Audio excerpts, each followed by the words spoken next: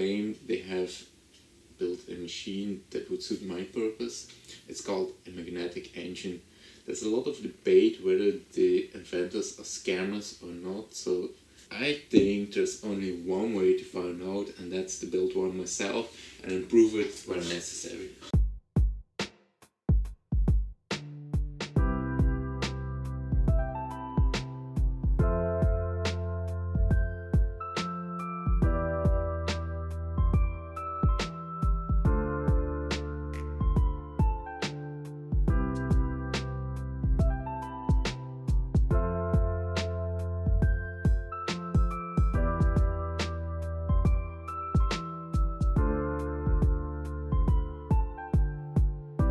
So as you can see, all the 3D printing is finished. I'm quite happy with the result. Took a lot of work to get all the support areas off and clean.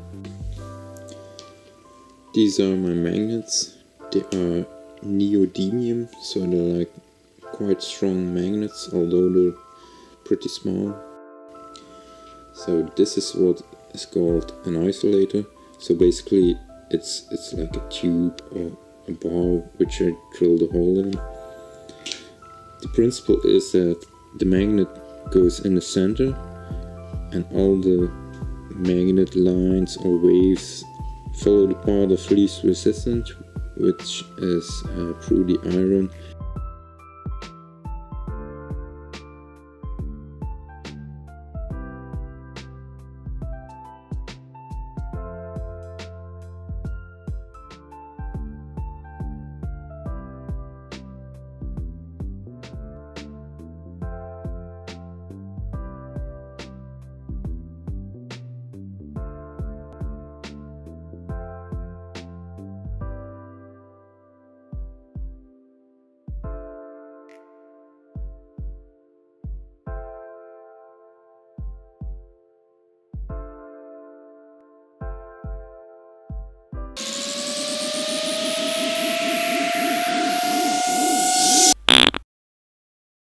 So here we have the finished result.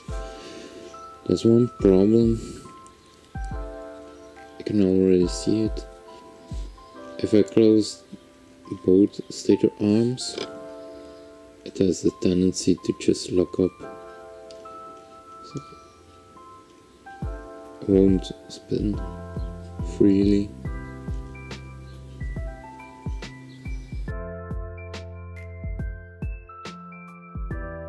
So to explain the problem, this is what happens. You have the two magnets with the opposite sides, but as they come close, there is some kind of resistance.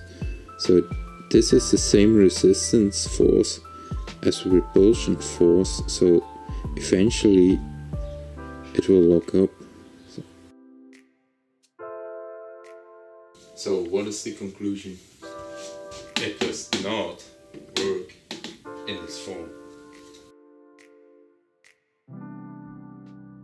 Like I mentioned earlier, the problem we're facing is that the opposite side of the magnets create too much resistance on each other, which makes the whole construction stop.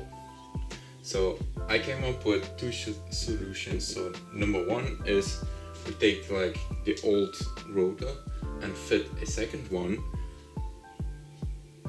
The magnet from rotor 2 produces a force on the magnet of rotor 1, which in turn should spin the rotor. The second option is that we create some kind of camshaft principle, which then in turn drives a shaft back and forth, which comes back with a spring pressure and then in turn should spin the rotor. If you like this experiment, give it a thumbs up and subscribe. If you think I forgot something, just comment below.